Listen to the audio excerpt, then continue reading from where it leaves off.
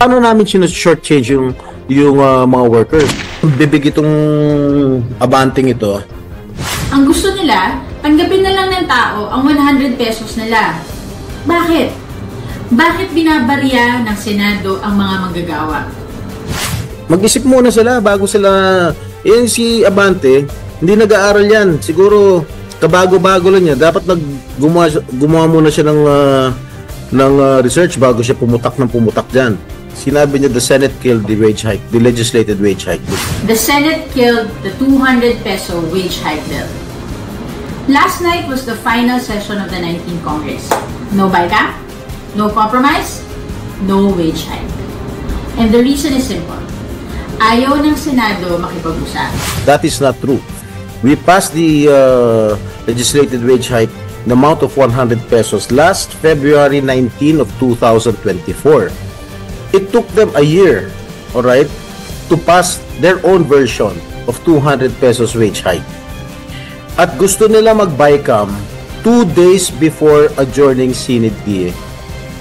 How can we do that? Spokesperson ng House, ano ba pangalan? Princess Abante. Yes. She should do a lot of research first before opening her mouth. Una-una, sinabi niya the Senate killed the wage hike, the legislated wage hike bill. That is not true. We passed the legislated wage hike in the amount of 100 pesos last February 19 of 2024. It took them a year, all right, to pass their own version of 200 pesos wage hike. At gusto nila mag-BICAM 2 days before adjourning Senate DA. How can we do that? I was busy presiding with my own commissioner appointments sa CA. Senator Joel Villanueva, who is the current chairman of Committee on Labor, was also busy presiding on his own commissioner appointments committee. So how can we do that? So lumapit sa akin si Congressman Raymond Mendoza, yung party list ng TUCP, begging if we can constitute the BICAM. Sabi ko, ang sinabi ko kay Congressman Mendoza, you just adopt the Senate version para wala nang problema. Okay? Very clear yon. Tinext ko pa sa kanya. Ang sabi niya, bakit hindi nila paper BICAM? Sabi ko, hindi ako papayag. I-adopt nyo na lang yung Senate version para mas madali. They had one more session, before one more day before adjourning Senate DA. But they did not do anything about it. So tapos sasabihin nung spokesperson ng House of Representatives that we killed the legislated wage hike. That is not true. Sinungaling yan. Tsaka kabago-bago lang yan eh. Hindi nagre-research yan. Paano namin shortchange yung mga workers? Paano namin pinagdadamutan yung mga workers? I think 100 pesos, and that was the bill of Senator Mig Subiri when I was chairman of the Committee on Labor. Hindi namin shortchange. Siguro yung 100 pesos, that is an ideal amount na dapat makuha ng ating mga workers. Now, kung ilalagay mo 200 pesos, sa tingin mo ba hindi magko-collapse yung economy natin?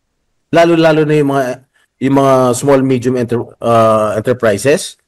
Pumayag ang Senado 200 pesos. I-adapt namin yung House version. Ano sa tingin mo in the future? Lalong maraming mawawala ng trabaho dahil maraming magsasara ng mga kumpanya because they cannot afford it. What do they want to do? They want our economy to collapse? Mag-isip muna sila bago sila. Yan si Abante, hindi nag-aaral yan. Siguro kabago-bago lang niya. Dapat gumawa muna siya ng research bago siya pumutak dyan. Wait a minute Meron mga yung National Wage Coalition. Yan. Sinabi, workers call on the House of Rep to adopt Senate bill on the wage increase. Sandali meron pa rito. Economic team against 200 pesos wage hike. Cite dangerous repercussions. That was what I am telling you a while ago. It's a very dangerous precedent.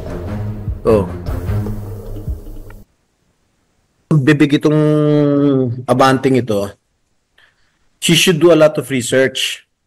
Kasi well, I cannot blame her. Kabago-bago lang siyang appointee ng House. Dapat tingnan niyo muna yung kung ano yung ginawa namin noong nakaraan. Kasi 1 taon na nakapending yan, bakit nila inadapt yun? Kung talaga seryoso sila, na gusto nilang tumulong sa ating mga manggagawa, dapat inadapt na nila. Noon pa lang, noong last year pa lang, inadapt na nila. Bakit sila magpapasa ng batas na 200 na 2 days before CNDA? Bakit? Wala rin silang papogi lang sila. Mga nagpapapogi lang sila. Tapos isisisi nila yung Senado? That's not right.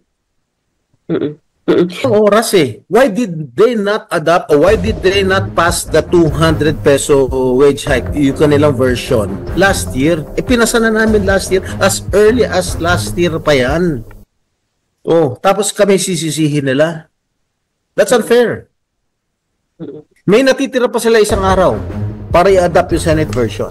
Kung in-adapt nila yung Senate version, wala na problema. Iwanan natin sa Malacanang yung problema kung i-veto nila o hindi. The Senate did their part. We did our part. Brainchild of Senator Zubiri.